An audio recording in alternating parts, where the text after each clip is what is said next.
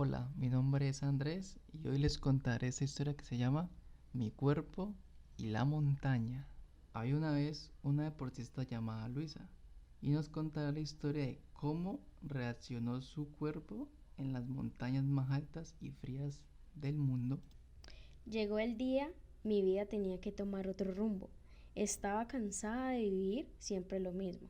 Y fue ahí cuando en internet busqué una de las aventuras más peligrosas del mundo. Esta era la montaña del Everest, la cual atrae a las personas que estén dispuestas a estudiar y a entrenar para los riesgos que implica esta gran aventura. Y es que claro, que es un riesgo. Nos estamos enfrentando a una montaña a la cual tiene un pico de 8.848 metros. Por supuesto que es un desafío para mí. Estar en una de las temperaturas más heladas y con una altura donde mi oxígeno será el más limitado. En realidad no es el lugar donde quisiera morir, pero tampoco quisiera morir sin haberlo intentado. En un momento me apareció ciertas cifras de las personas que han muerto en este gran escenario. Muchos escaladores la llaman la zona de la muerte y hay un aproximado de más de 10 personas muertas ahí. Creo que mi cuerpo empezó a temblar. Me imagino que todo mi sistema dijo, ¿y qué va a hacer? Y automáticamente empecé mi preparación. Uno de los primeros pasos que realicé fue estudiar detenidamente cada detalle del Everest. También consulté con mi médico de preferencia para evaluar cómo está mi salud física. También las condiciones a las cuales me tenía que enfrentar. Esta es la más difícil, no era tanto el frío, sino la altura a la cual me debería enfrentar. La evaluación de la base es de 5.361 a esta altura. Mi oxígeno empieza a disminuir en un 50%. Consciente de esta peligrosa condición médica y sobre tal vez las posibles lesiones que me podrían ocurrir. En el Everest me tomé un tiempo prudente para que mi cuerpo tratara de adaptarse lo más rápido posible. Aunque era difícil, pues no tenía un escenario como este para practicar constantemente y a la altura a la cual me veía sometida no era muy acorde. Entonces empecé a buscar montañas que tuvieran una actitud desafiante, aunque éstas parecían inofensivas. Me provocaban un ritmo elevado, pero sabía que el aire frío del Everest me podía secar el revestimiento de los pulmones en instantes y hacerlos agrietar. En uno de los casos que pude leer, una de las personas se rompió las costillas con la tos que le produjo la altitud. Me dije a mí misma, estos escaladores están locos y yo seré uno de esos locos. El impacto de las temperaturas excesivamente frías y la posibilidad de congelarme ascendiendo.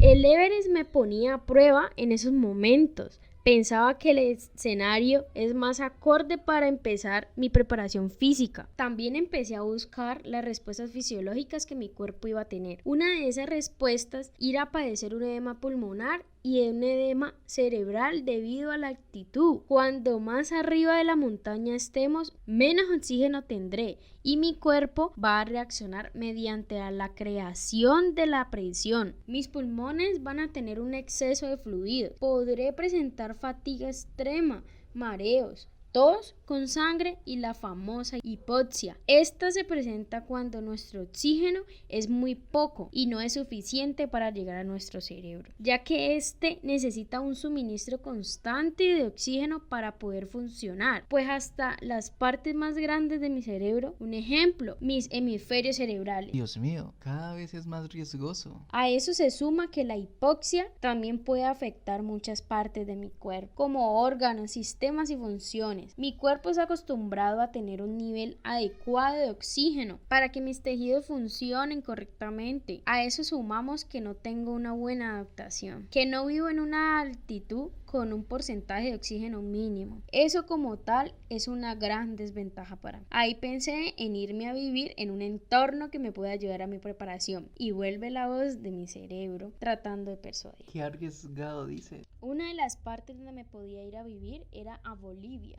exactamente a la paz, y en realidad no es una idea tan loca, pues recordamos que La Paz es la capital de Bolivia y está catalogada como la más alta del mundo, porque está ubicada a más de 3.500 metros sobre el nivel del mar. Esto significa la baja potencia y la parte cardiopulmonar. Claramente se ve afectada, eso me causaría fatiga, taquicardia y al nivel cerebral perdería fácilmente la concentración por la falta de oxígeno. Sería menos veloz de reacción, de decisión, pero contaría con una adaptación. Claro que no se me darán en una semana al principio. Creo que mi cuerpo me odiaría, pero ¿cómo coincidir con cerebro y corazón si son tan difíciles? El siguiente paso que di fue mudarme a Bolivia. Allí empezaría mi adaptación. Tendría que apoyarme en un entrenador, el cual examinará mis condiciones de vida, para así comenzar un plan de ejercicio donde lo más importante fuera medir mi consumo máximo de oxígeno, mi condición de hipoxia, que se vería afectada por la gran altitud a la que me enfrentaré. La determinación de mi consumo de oxígeno va a permitir que poco a poco apreciemos la adaptación a este ambiente. Primero traté de adaptarme como cualquier habitante normal que llega a este territorio. Estuve cierto tiempo, salí a caminar y hacía actividades cotidianas como las que hacía en mi casa. Al pasar 3 semanas sentía que mi respiración se empezaba a normalizar, y ahora entonces vendría lo más difícil, que sería mi preparación física. Empezamos en una bicicleta estática. Hacemos un calentamiento previo durante 8, 10 o 15 minutos. Después tratamos de trotar un poco. Al principio fue súper difícil, ya que después se me empezó a facilitar después de mi calentamiento. Siempre trataba de salir. Sabía que el oxígeno que ya había consumido en mi calentamiento era poco, ya que con mi frecuencia cardíaca y mediante registros podríamos realizar la medida de oxígeno que había consumido. En los siguientes minutos del ejercicio máximo, mi presión arterial era medida para así poder estudiar y determinar unas posibles lesiones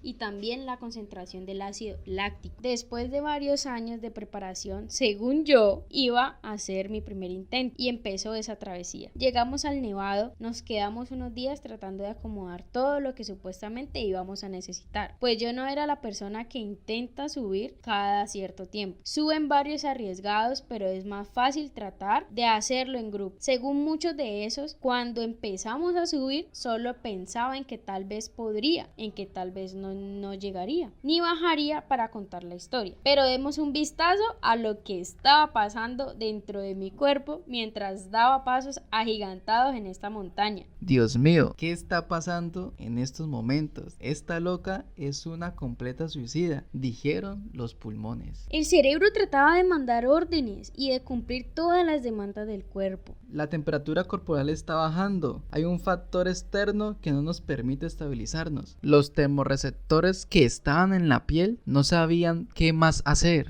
El área de control localizada en el cerebro trataba de aumentar la temperatura corporal, haciendo que entrara en acción diferentes mecanismos compensadores. Por un lado, hablaba con el mecanismo de la sudoración, vasodilatación, hiperventilación, para que generara una sobrecarga circulatoria con el consiguiente de la resistencia periférica y aumentar el gasto cardíaco. Entonces la termorregulación corporal trataba de disponer a todos los mecanismos para mantener la temperatura central adecuada. Mi piel se está volviendo más pálida, pero había un aliado, el cual el cerebro usaba, y era la grasa corporal. Esto va a solventar un poco y ayudaría a mantener una temperatura adecuada internamente. El corazón empezaba a latir y el oxígeno que entraba era muy poco. Así que este tenía que bombear más fuerte para poder cumplir con la demanda que exigían los pulmones. Corazón, necesitamos más sangre, dijeron los pulmones. El corazón le responde: estoy trabajando a mi límite, entiéndanme. El cerebro trataba de calmarlos a todos y seguir generando respuestas para la demanda que había en ese momento en el cuerpo humano. Cerebro, ¿estás bien? Te veo un poco poco mareado, dijo el corazón. Ayuda a manejar la temperatura,